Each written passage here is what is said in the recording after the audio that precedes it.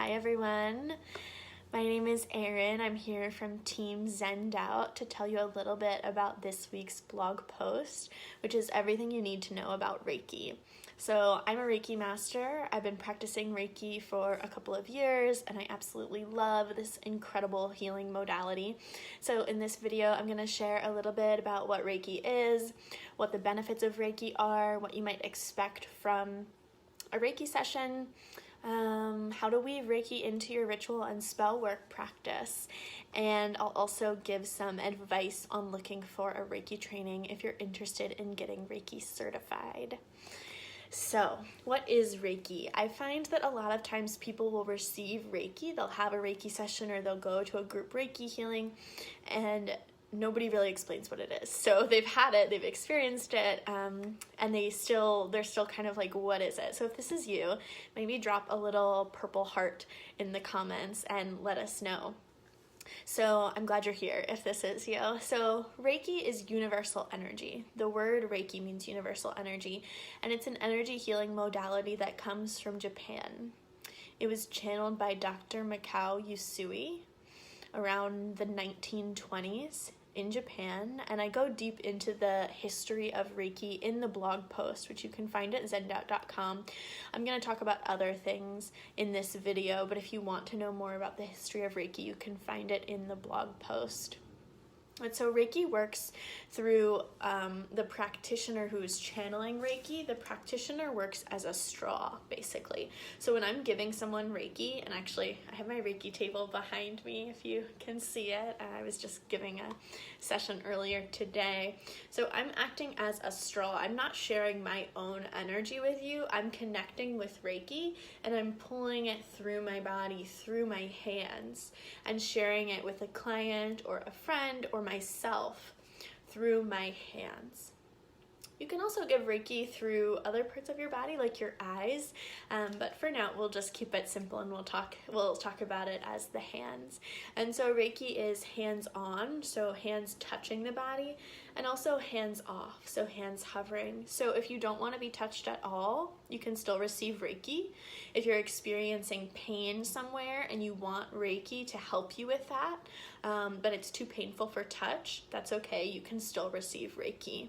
And so Reiki, when we're hovering, this can actually be really powerful because, as probably some of you know, we have an aura and we have an energetic field that's extending off of the body. So it's not just on our bodies, it keeps going out and out and out. So we can access these different layers of energy actually when we play with the positioning of our hands.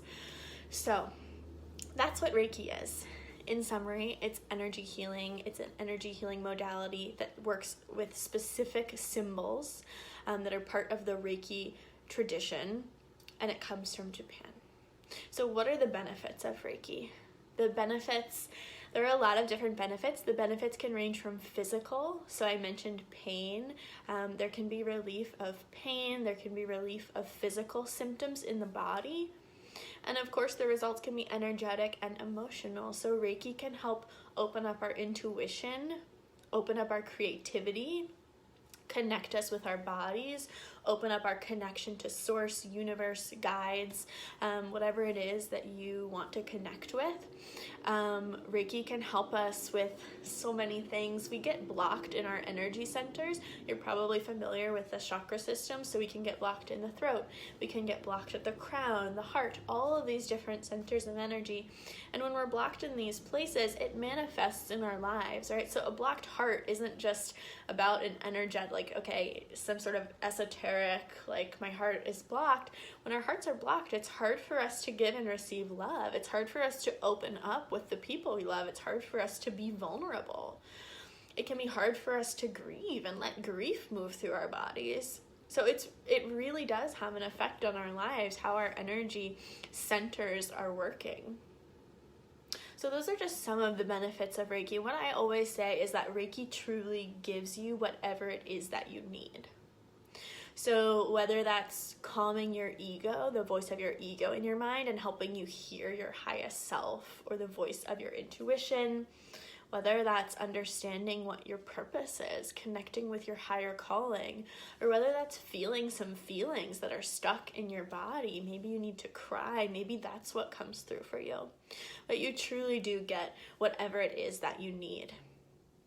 So let me turn to my list and see what else I said I was going to talk about. Oh yeah, what you can expect in a Reiki session. So a Reiki session is done typically on a massage table, Exhibit A. Although, of course, if you're in a more informal setting, this could be on the floor, this could be at a kitchen table. But typically, if you are paying for a Reiki session, you're having a professional session, it's going to be on a massage table. And so with Reiki, your practitioner will be asking you, what's your intention? What are you here for? What are you wanting to connect with? What are you going through? So there'll be some discussion about what you're looking for. And then in the session, the actual experience of Reiki, again, is really different for everyone. So some things that you could experience would be color, seeing color, flashes of different colors, seeing visuals and images. If you're a visual person, this might come through for you more naturally. Feeling vibration or tingling in the body, feeling really relaxed, reaching a really deep meditative state, feeling more peaceful. There are a lot of different things that you can experience, and none are right or wrong. Seeing images isn't better than feeling tingling in your fingers. It's all perfect. And we all experience our intuition in different ways. We're all sensitive in different ways. And so we'll experience Reiki however it is that our bodies would like to experience it. Also, sometimes people fall asleep. You might be so relaxed that you fall asleep, and that's great too. You don't need to worry about it not working. You don't need to be awake to receive Reiki. It will absolutely work regardless of whether you are awake or asleep. And I find that if people have fallen asleep, then it's really just because they need to be asleep to receive Reiki, or they're just tired. And so that's fine if you're worried about that.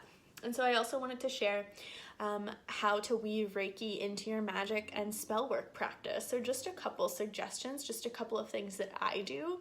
So in spell work, I charge up with Reiki. So for example, if I'm working with magical tools, I'm working with my tarot cards, for example. I'm a tarot reader as well. So if I'm working with my cards, I might cleanse my deck with Reiki.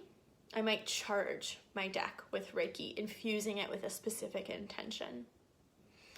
I might also use Reiki in my spell work practice. So if I'm working a spell for, say I'm doing a spell bag, then as I'm closing up that bag, I'll spend some time with that bag, giving the bag Reiki and charging it with my intention.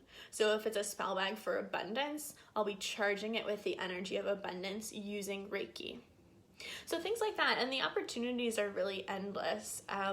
One more thing that I'll do, and that you might like to do as well, is use Reiki to help me move the energy. So one of the basic tenets of spell work is that there needs to be a shift in energy, right? We're changing energy when we're doing spells. That's what separates it from ritual.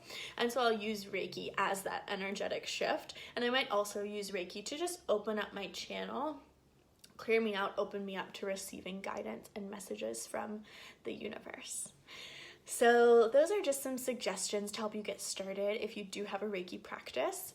And the other thing that I want to say, there are many different kinds of Reiki trainings, and they'll vary according to the teacher, the length of the training, the time, the location. One thing I will say is that I personally think it's really important to do your Reiki training in person. That may not be accessible for all. If you live somewhere where that's not available and you're not able to travel, that's totally okay, and that's why online trainings exist.